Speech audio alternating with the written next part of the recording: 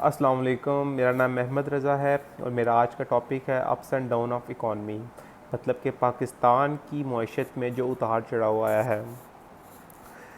सबसे पहले आज हम समझते हैं कि व्हाट इज़ इकॉनमी। इकॉनमी क्या होती है, मुआशियात इक़्तिसादियात क्या होती है। इसकी जो जामिया तारीफ़ की गई है उसमें आता है मुआशियात से मुराद वो साइंस है जो तबादले से मुतल्लिक़ क़वानीन को कंट्रोल करती है। दूसरे अल्फाज में इसका मतलब ये निकलता है कि क़वानीन बनाने वाले लेन देन और दौलत की मुंतकली पर कंट्रोल रखते हैं। और अब इसका मकसद क्यों दरपेश आया, मतलब क्या वजह बनी कि मुआशरत को इस्तेमाल किया गया। इसकी थोड़ा बैकग्राउंड डिफ़ाइन करता हूँ। कदीम ज़माने में ज़रूरतें मुख्तसर और सादा हुआ करती थी, लेकिन जो तहज़ीब व तमद्दुन के साथ साथ इनमें इजाफ़ा और नेज़ पैदा होती गई। बुनियादी तौर पर हमें भूख मिटाने के लिए ग़िज़ा, तन ढांपने के लिए कपड़ा और रहने के लिए मकान दरकार है। लेकिन इसके अलावा इंसान को बहुत सी ऐसी चीज़ों की ज़रूरत होती है जो आराम व आसाइश बहम पहुँचाती हैं और तफरीह का सामान मुहैया करती हैं। मसलन sofa, radio, television, fridge, air condition, motorcycle, car वगैरह, जो कि इंसान को रोज़मर्रा ज़िंदगी में आसानियाँ पेश करती हैं। चुनांचा इन हाजात को पूरा करने के लिए इंसान मेहनत करता है और दौलत कमाता है। इसलिए हम देखते हैं कि किसान खेतों में, मज़दूर कारखानों में, क्लर्क दफ्तरों में सरगर्म अमल हैं। गर्ज़ डॉक्टर, प्रोफेसर, वकील, धोबी, नाई, हर शख्स अपना काम कर रहा है ताकि रुपया हासिल करके ज़रूरत की अशिया हासिल कर सके। इंसान की इस जदोजहद का और इसकी कोशिशों का तल्लुक़ मुआशियात से है। दरअसल इंसान की ख्वाहिशात बेशुमार हैं, लेकिन इन्हें पूरा करने के ज़राए थोड़े हैं। लिहाजा इससे ये मसला दरपेश होता है कि वो अपनी ख्वाहिशात को इस कलील ज़राए से कैसे पूरा करे। गोया इस बेशुमार ख्वाहिशात में इंतखाब और ज़राए में किफ़ायत करने पड़ती है। इंसानी तर्ज़ अमल के इस पहलू का मुतालिया का नाम मुआशियात है। अब हम बात करते हैं इकॉनमी की मौजूदा सूरत हाल। पाकिस्तान तहरीक इंसाफ की क़यादत में कायम मौजूदा हुकूमत ने हाल ही में एक अपना मुआशी साल मुकम्मल किया। मैं यहाँ पर डिफ़ाइन करता जाऊँ कि मुआशी साल, पाकिस्तान का मुआशी साल 1 जुलाई से लेकर 30 जून तक होता है। इनका दावा है, मतलब गवर्नमेंट का दावा है कि मुआशी मुश्किल का हालिया दौर नागज़ीर था। अच्छे दिन ज़्यादा दूर नहीं, जल्द ही पाकिस्तान की मुआशी सूरत हाल फिर से बेहतर हो जाएगी। ताहम सवाल वही है कि कैसे। इस हवाले से क्या मुआशियात के इशारे हौसला अफ़ज़ा हैं। BBC ने ऐसे कई सवालात एक हालिया गुफ्तगू में माहिर मुआशियात आसिम इजाज़ ख्वाजा के सामने रखे।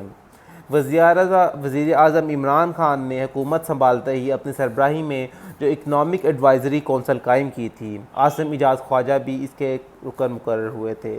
ताहम जल्द ही अपने साथी माहिर मुआशियात और कौंसल के रुकन आतिफ मियाँ के साथ ही इन्होंने कौंसल को खैराबाद कह दिया था।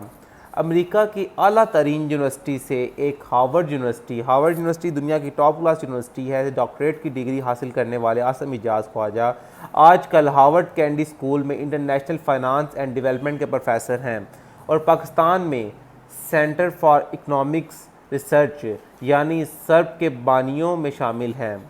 इनकी गुफ्तगू का खुलासा पाकिस्तान की मुआशी हालत की जल्द बेहतरी के हवाले से हौसला अफजा तस्वीर पेश नहीं करता। हालात तो बेहतर नहीं हैं।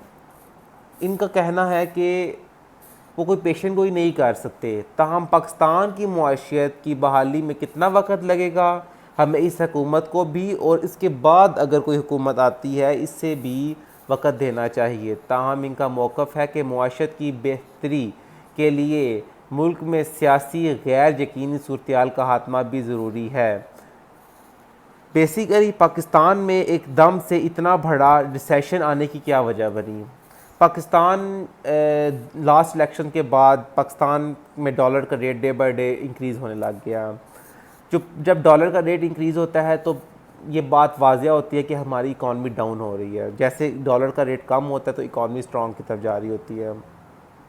पाकिस्तान की इकानमी आगे ही बहुत बुरे हाल में चल रही थी कि एक अल्लाह पाक की तरफ से पूरी दुनिया में, ना सिर्फ पाकिस्तान में बल्कि पूरी दुनिया पे एक आफत आ गई जिसको कोरोना वायरस कहा जाता है। जैसे कि मैंने अपनी जब मैंने मुआशरत का तारफ़ करवाया तो उसमें मैंने आपको बताया कि इकॉनमी चलती है आपके कारोबार से। जब कोरोना वायरस आया तो पूरे मुल्क में लॉकडाउन कर दिया गया। जब पूरे मुल्क में लॉकडाउन कर दिया गया तो ऑटोमेटिकली पाकिस्तान की मईशत वहीं पे रुक गई। पाकिस्तान की मईशत तकरीबन 3 से 4 महीने तक ऑफिशियल लॉकडाउन रहा, जिसके बाद आहिस्ता आहिस्ता कारोबार खोलने स्टार्ट किए और आज इस बात को 8 महीने होकर कारोबार मुकम्मल तौर पे नहीं खोले। लेकिन बात करने का मकसद ये है कि इस रिसेशन को जो ग्रेट इकोनॉमिस्ट हैं वो कहते हैं कि इस रिसेशन को कवर करने में मे बी 5 to 6 ईयर्स और दरकार है, क्योंकि बेरोज़गारी बहुत बढ़ गई थी। बेरोज़गारी बहुत बढ़ गई है, बहुत ज़्यादा बढ़ गई है, जिसकी वजह से हमारी इकॉनमी बहुत ज़्यादा इस टाइम रिसेशन में आ चुकी है। जैसे कि मैं बात कर रहा था पाकिस्तान के मुआशी माजी के बारे में, जो कि बहुत अफसोसनाक ही रहा। पाकिस्तान के अंदरूनी और बैरूनी कर्ज़े तफशीशनाक हद तक बढ़ चुके हैं। रियासती इदारे अरबों रुपए के खसारे में चल रहे हैं। अमीर और गरीब के दरमियान फ़र्क रोज़ ब रोज़ बढ़ता जा रहा है। तालीम की शरह में खातिर ख्वाह इजाफ़ा नहीं किया जा सका। अब यकीन नहीं करेंगे, आज भी 2 करोड़ से ज़ाहिद बच्चे स्कूल से बाहर हैं। कई दहाइयों से टैक्स की शरह नहीं बढ़ रही, जो कि हमारी हुकूमत इमरान खान साहब ने कहा था जी कि हम ऐसी पॉलिसीज़ लाएंगे जिससे टैक्स बढ़ेगा, लेकिन वो इस पर अमल ना करा सके। हमारी मईशत 2 बुनियादी सनत और ज़राअत की पैदावार पे मुस्तहकिम है, जो कि दोनों ज़वाल पजीर रही। कौमी ख़जाना को जिस बेदर्दी और संगदली के साथ पिछली हुकूमतों ने लूटा गया, इसकी दास्तान नैब के रिकॉर्ड, अदालतों की फ़ाइलों और मीडिया के अखबारात और वीडियोज़ में मौजूद है। माजी की नाकाम मुआशी पॉलिसियों का सबसे बड़ा सबूत ये है कि कर्ज़ों पर सूद अदा करने के लिए भी मज़ीद कर्ज़े लेना पड़ते हैं।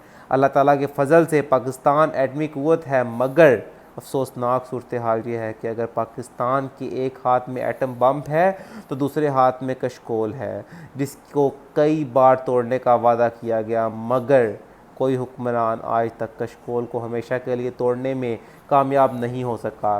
गुज़श्ता 20 सालों के दरमियान पाकिस्तान की मुआशी हालात इंतहाई पस्त पजीर होते जा रहे हैं। माजी की गलत मुआशी पॉलिसियाँ और लूट मार की वजह से पाकिस्तान आज तक मुआशी तौर पर अपने पाँव पर खड़ा नहीं हो सका। वज़ीर-ए-आज़म इमरान खान का जिक्र किया जाए तो वज़ीर-ए-आज़म इमरान खान के दावा है कि गुज़श्ता साल मुआशी इहकाम का साल था। इंशाअल्लाह मौजूदा साल मुआशी तरक्की का साल होगा, जिसमें बेरोज़गार नौजवानों को रोज़गार के मौके मिल सकेंगे, सरमायाकारी में इजाफ़ा होगा, अशिया की कीमतों में तवाज़न आएगा। मनसूबाबंदी के वफाक वज़ीर असद उमर ने नेस्ट यूनिवर्सिटी में एक सेमिनार से खिताब करते हुए दावा किया है कि रवा माली साल के दौरान पहले 8 माह के अंदर तरक्याती मनसूबों पर 39% बजट खर्च किया गया है, जो एक रिकॉर्ड है। तरक्याती अखराजात की शरह गुज़श्ता 12 साल में कभी देख। अब एट द एंड हम इस बारे में बात करते हैं कि हम आने वाले कल को बेहतर कैसे बना सकते हैं। हमने अपना माजी तो बहुत ज़्यादा ख़राब कर लिया, हमने अपना हाल भी ख़राब कर लिया। अब हम इस बारे में बात करते हैं कि हम अपने आने वाले कल को कैसे बेहतर कर सकते हैं। सबसे पहले हमें अपनी इंडस्ट्री को स्ट्रॉन्ग करना पड़ेगा। हमें अपनी इंपोर्ट एक्सपोर्ट को बढ़ाना होगा। हमें अपनी रिलाई ऑन जो रिसोर्सेज, मैं यहाँ पर एक छोटी सी चीज़ डिस्कस करता हूँ। 1949 में चाइना आज़ाद हुआ, चाइना हमारे बाद आज़ाद हुआ, लेकिन उन्होंने एक नारे पे काम किया, that was rely on your own resources. हमें चाहिए कि हम लोग अपनी इंपोर्ट कम करें एंड एक्सपोर्ट ज़्यादा करें। जब हम लोग अपनी इंपोर्ट कम करेंगे और एक्सपोर्ट ज़्यादा करेंगे तो हमारी economy day by day strong होगी। दूसरे नंबर पे हमें अपने मुल्क में इंडस्ट्रीज़ लगानी पड़ेंगी। तीसरे नंबर पे हमें अपनी इंडस्ट्रीज़ को सपोर्ट करना पड़ेगा। हमें अपनी लोकल मेड प्रोडक्ट्स को प्रमोट करना पड़ेगा। और उसके अलावा मतलब हमें अपनी प्रोडक्ट्स, जैसे कि अब मैं एक छोटी सी एक और चीज़ शेयर करता हूँ कि मैंने अगले दिन एक शर्ट ली, उस शर्ट पे लिखा हुआ था कॉटन की शर्ट थी, मेड इन इटली। मेरा एक सबसे क्वेश्चन है कि इटली में कॉटन की प्रोडक्शन कब से होने लग गई है? नहीं, इटली में कॉटन की प्रोडक्शन नहीं होती। वो कॉटन पाकिस्तान से जाता है, लेकिन वो जाता है रॉ मटेरियल में। जब वो रॉ मटेरियल में बाहर जाता है और वो अपनी उस प्रोडक्ट को फिनिशिंग फॉर्म में लाकर वो उसे अर्निंग करते हैं। अब हमें चाहिए कि हम अपने रॉ मटेरियल को अपनी कंट्री में रहकर उसको फिनिशिंग करें उसमें, और उसको देन दूसरी कंट्रीज़ में जाके सेल करें और रिलाई ऑन जो रिसोर्सेज पे काम करें। अब नेस्ले का पानी हमारी ज़रूरत नहीं है, उसके बाद इंटरनेशनल ब्रांड्स फ़िलहाल हमारी ज़रूरत नहीं। अगर हम चाहते हैं कि हमारा मुल्क तरक्की की तरफ जाए तो हमें सेक्रीफाइस करने पड़ेंगे। ये सेक्रीफाइस ना सिर्फ हमारी गवर्नमेंट को करने पड़ेंगे, सेक्रीफाइस आपको और मुझे करने पड़ेंगे। अगर हम एक अच्छे शहरी बनेंगे तो हमारे मुल्क की मुआशरत बेहतर हो सकती है। At the end, thank you so much. अल्लाह हाफिज़।